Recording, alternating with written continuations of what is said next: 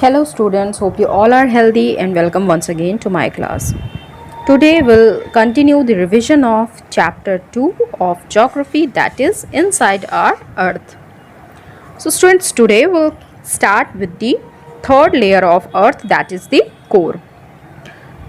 So core is the innermost layer of the earth and has a radius of about 3500 kilometer. And because this is the inner most layer of the अर्थ, क्योंकि ये सबसे अंदरूनी परत है पृथ्वी की, इसलिए inaccessible है.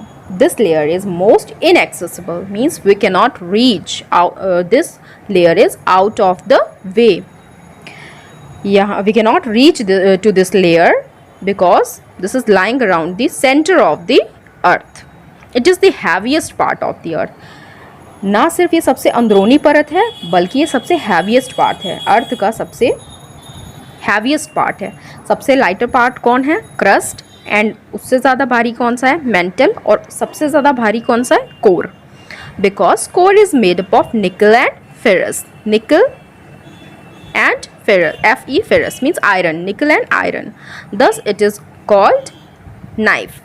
It is also divided into two parts. So core is divided into two parts: outer core far from the center of the earth and inner core close to the center of the earth. Now the estimated temperature is about 2200 degree Celsius to 5000 degree Celsius. Outer core के जो temperature है, तापमान है, वो 2200 degree Celsius है and the inner core temperature is 5000 degree Celsius. The layer is thought to be molten state because of high temperature. ये माना जाता है कि जो inner core है वो कैसे state में होगा? Molten, पिघले हुए state में होगा. But because of high pressure keeps this layer very firm and solid. And the density varies from 5 gram per centimeter to about 13 gram per centimeter. Now the composition of crust. What is the composition of crust? How it is made up of? So it is made up of rocks and minerals. Crust is the outermost layer of the earth and is known as lithosphere. So the lithosphere is made up of rocks and minerals. And what is a mineral? Mineral is a natural occurring substance like coal, natural gas and petroleum. So minerals have a definite chemical composition, physical properties. Minerals का अपना एक निश्चित chemical composition होता है कि उसमें कितनी मात्रा में कौन सा केमिकल पाया जाएगा, या उसकी फिजिकल प्रॉपर्टीज़ वो कैसा दिखेगा, ये फिक्स होता है. मिनरल्स कैन बी ऑर्गेनिक और इनऑर्गेनिक. मिनरल्स ऑर्गेनिक हो सकते हैं, मीन्स लिविंग हो सकते हैं, या फिर इनऑर्गेनिक, डेड हो सकते हैं. When the dead remains of animals and plants are trapped in the lithosphere and decomposed, it forms organic minerals.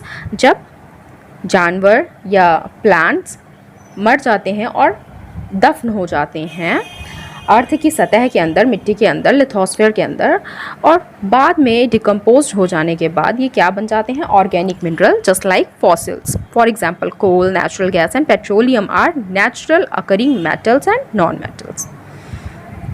Now rock. What is rock? Rock is made up of one or over one mineral. Rock क्या होता है? ये भी mineral से बना हुआ होता है, लेकिन ये एक या उससे ज़्यादा तरह के मिनरल से बना होता है.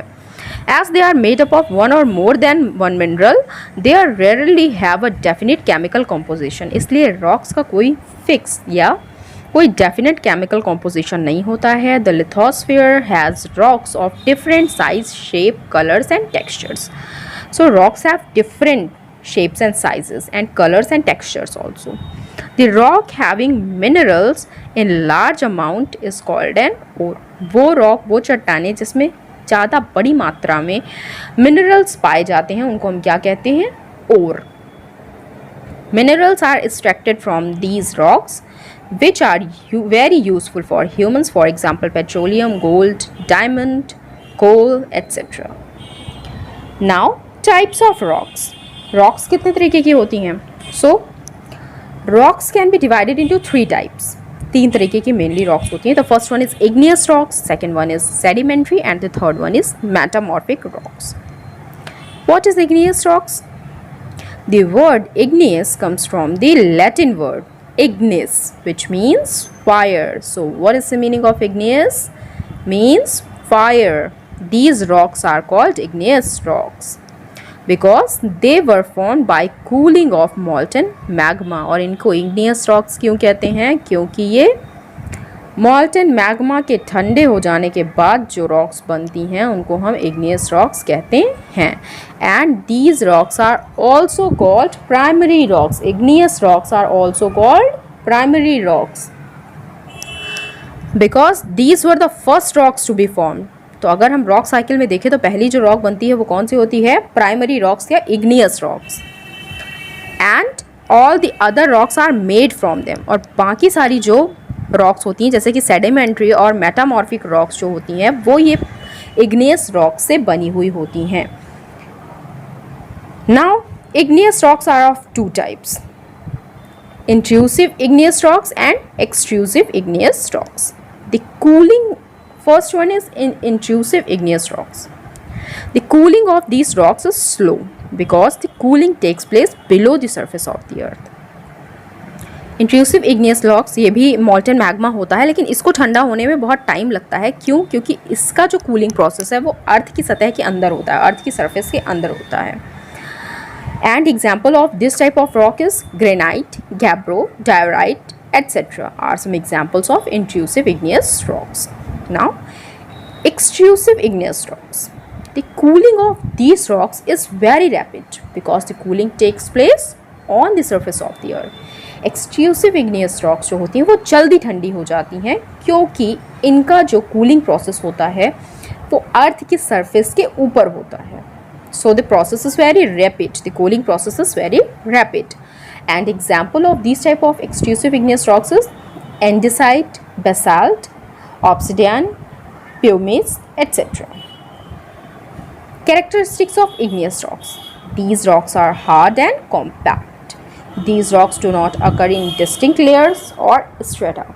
These rocks do not have fossils. The sedimentary and metamorphic rocks are formed from igneous rocks. तो बाकी जो दोनों रॉक्स के बारे में हम पढ़ेंगे, सेडिमेंट्री और मेटामॉर्फिक, वो किससे बनी हुई होती हैं? इग्नियस रॉक्स से। Now sedimentary rock. The word sedimentary comes from the Latin word sedimentum, which means to settle down. So, rain, wind, ice, plants and animals break rocks into sediments. जो बड़ी rocks होती हैं वो बारिश की वजह से, हवा की वजह से, बर्फ़ की वजह से, प्लांट्स से, एनिमल्स की वजह से छोटे छोटे पार्ट्स में ब्रेक हो जाती हैं जिनको हम सेडिमेंट्स कहते हैं। और ये सेडिमेंट्स पानी के थ्रू, हवा के थ्रू या आइस के थ्रू एक जगह से दूसरी जगह डिपॉजिट हो जाते हैं। That is known as depressions and such layered rocks. और बाद में इनकी सतह बनती जाती है, लेयर फॉर्मेशन होता जाता है और ये रॉक का एक नए तरीके की रॉक का फॉर्मेशन होता है। That is known as sedimentary rocks or stratified rocks. So sedimentary rocks are secondary rocks. Igneous rocks are primary rocks and sedimentary rocks are secondary rocks. So, now characteristics of sedimentary rocks. There are over 700 different types of igneous rocks and tuff is rock formed from volcanic ash. The upper section of Earth's crust include around 95% igneous rocks. Now, the third one type is metamorphic rocks.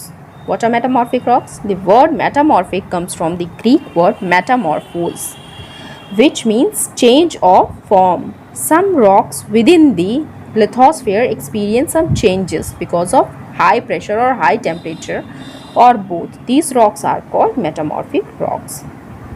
They can be formed from either igneous rocks or sedimentary rocks. The word metamorphic comes from the Greek word. Greek के शब्द metamorphose से आया है जिसका मतलब ही होता है change of form, किसी फॉर्म से चेंज होके बना हुआ। तो जो मेटामॉर्फिक रॉक्स है वो किससे बनी होती हैं? इग्नियस रॉक्स के चेंज होने से या सेडिमेंट्री रॉक्स के चेंज होने से जो नए तरह की रॉक का फॉर्मेशन होता है वही कहलाता है metamorphic rock. And the characteristics of metamorphic rocks are: most of the continental crust is made up of metamorphic rocks. Metamorphic rocks are very hard and have a high specific gravity. These rocks, after changes, remain in their original position. These rocks are not porous or they do not have space between them. मतलब ये खोखली नहीं होती हैं, इनके बीच में जगह नहीं होती हैं। Now, importance of rocks. What is the importance of rocks? Rocks की क्या ज़रूरत होती है? तो rocks के अलग अलग importance होती है, जिसमें से पहला है the rocks are composed of various minerals. These minerals are copper, bauxite, iron, and minerals are used in industries as raw material. Like limestone is a major raw material for cement industry. तो हमें rocks की ज़रूरत होती है industries में useful products बनाने के लिए, जैसे कि लाइमस्टोन हम यूज़ करते हैं सीमेंट बनाने के लिए। Rocks are sources of precious stones. Rocks precious stones भी हमें इसी से मिलते हैं, just like diamond. Metals like gold, silver and platinum are also found in rocks. Soil is made up of rocks and the process is called weathering. Weathering process से रॉक्स ही convert हो जाती हैं किसमें? सॉयल में, जिसमें हम फार्मिंग करते हैं। And the soil is turn into bricks and use for construction. और बाद में हम इन्हीं सॉयल को किस में कन्वर्ट करते हैं? ईंट बनाने में, ब्रिक्स, और बाद में इसको हम कंस्ट्रक्शन में यूज़ करते हैं। Almost any building material needed for making roads, houses, buildings, bridges, etc. Now, rock cycle. जैसे कि मैंने बताया कि the primary rock, which is known as igneous rocks, is the primary one, and the other two rocks like sedimentary and metamorphic are formed from the primary one. So the igneous rocks, which is the primary rocks, are formed from magma. This magma from inside the earth cools below or on the surface of the earth. The igneous rocks are exposed to weather and are broken or eroded and deposited to other places, and sedimentary rocks are formed. Igneous rocks जब change होती हैं, जब अपने जो उसमें changes आते हैं उसके फॉर्म में, तभी उससे सेडिमेंट्री रॉक बनती है। और सेडिमेंट्री रॉक में भी जब हाई प्रेशर और टेम्परेचर की वजह से चेंजेस होते हैं तो मेटामॉर्फिक रॉक बनती है। I have given you answers of long questions and answers of exercise also. Here we finished our chapters and tick the correct. So complete it if you have not completed, and read the chapter properly for the revision and go through your exercises properly for revision. Don't forget to give your attendance in the comment section. Thank you, class.